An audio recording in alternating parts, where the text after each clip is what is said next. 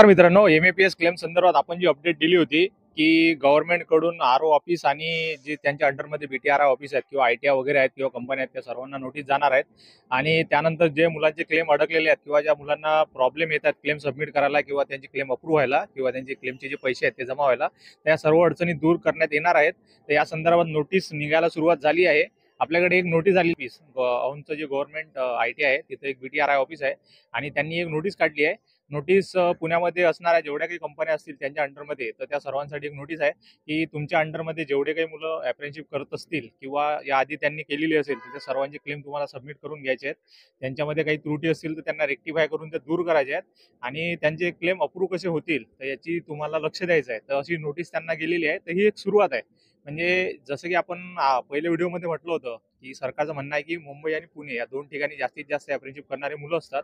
तर इथल्या ज्या आरओ ऑफिस आहेत त्यांच्याकडे जास्तीत जास्त लोड आहे आणि मुंबई आणि पुणे हे दोन आरओ ऑफिस जसे काम करतील तर याच्यानुसारच बाकीचे महाराष्ट्रातले उर्वरित जे आरओ ऑफिस आहेत तर ते काम करणार आहेत.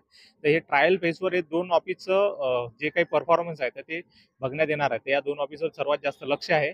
तर इथून नोटीस निघायला सुरुवात झाली आहे. आता जे जे लोक आजपर्यंत आपले क्लेम रेक्टिफाय करत होते किंवा कंपनीवाले अप्रूव्ह करायला तयार नव्हते किंवा तुम्हाला सांगत असतील की आम्ही आपली कंपनी या स्कीममध्ये येत नाही किंवा तुमचा क्लेम अप्रूव्ह करू शकत नाही, आम्हाला काही माहिती नाही वगैरे असं काही ते सांगत होते, तर त्या अडचणी आता तुमच्या दूर होणार आहेत.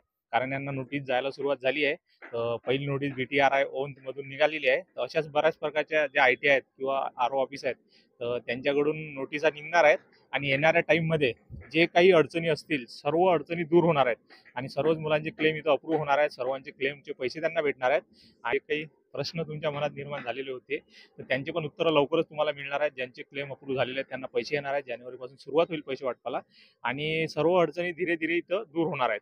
आता सर्वात जास्त प्रश्न आपल्या व्हिडिओवर एकच विचारला जात होता की बऱ्याच मुलांचा तिथं डाटा डिलीट झालेला आहे. तर त्या मुलांना त्यांच्या मनात असा प्रश्न आहे की आमचा डाटा डिलीट झाला, तिथं काहीच दाखवत नाही, आम्ही काय करायचं. तर तुमचं जर आधी अप्रूव्ह झालं असेल तर तुम्ही टेन्शन घ्यायची गरजच नाही आहे. आपण 2-3 व्हिडिओमध्ये सांगितलं की तुमचं जर एकदा आरओ कडून जर अप्रूव्ह झालेलं असेल तर तुम्ही कुठल्याही प्रकारचं टेन्शन घेऊ नका.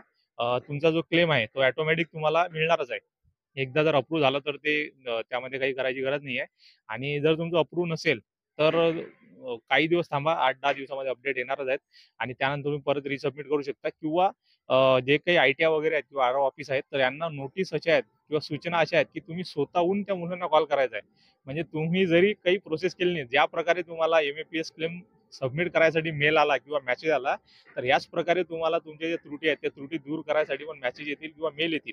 म्हणजे हे त्यांच्याकडे ड्युटी दिलेली आहे आणि त्यांना डेली वरती रिपोर्ट करायला सांगण्यात आला आहे. तर त्यामुळे तुम्ही टेन्शन घेऊ नका. तुमचा जर क्लेम पेंडिंग असेल किंवा त्रुटीमध्ये असेल तर ते तुम्हाला फोन करतील, मेल करतील आणि तुमच्या सर्व त्रुटी दूर करून आणि महाराष्ट्र गव्हर्नमेंटचे असं टार्गेट आहे की दरवर्षी 1 लाख मुलांची अप्रेंटिसशिप कंप्लीट झाली पाहिजे.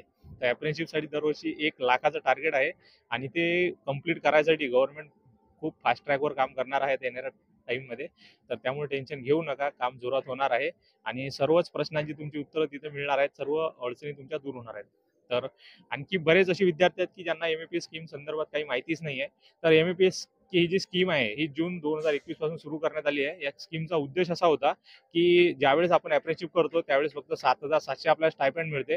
पण मुंबई पुणे सारख्या मोठ्या शहरामध्ये 7,700 मध्ये काही कोणाचं भागत नाही. तर एवढ्या कमी याच्यामध्ये मुलं काम करतात म्हणून त्यांना थोडा सपोर्ट देण्यासाठी महाराष्ट्र अप्रेंटिसशिप प्रमोशन स्कीमची सुरुवात झाली आणि त्या अनुषंगाने प्रत्येक महिन्याला 3,500 रुपये एक बोनस म्हणून किंवा एक स्कॉलरशिप टाईप त्यांना मदत विद्यार्थ्यांना देण्यात येत आहे. पण त्यासाठी काही अटी पण आहेत की अप्रेंटिसशिप ही महाराष्ट्रामध्ये केलेली असावी आणि विद्यार्थी जो आहे किंवा जो कॅन्डिडेट आहे तो महाराष्ट्राचा रहिवासी असावा. त्याच्याकडे डोमिसाईल सर्टिफिकेट असणं आवश्यक आहे.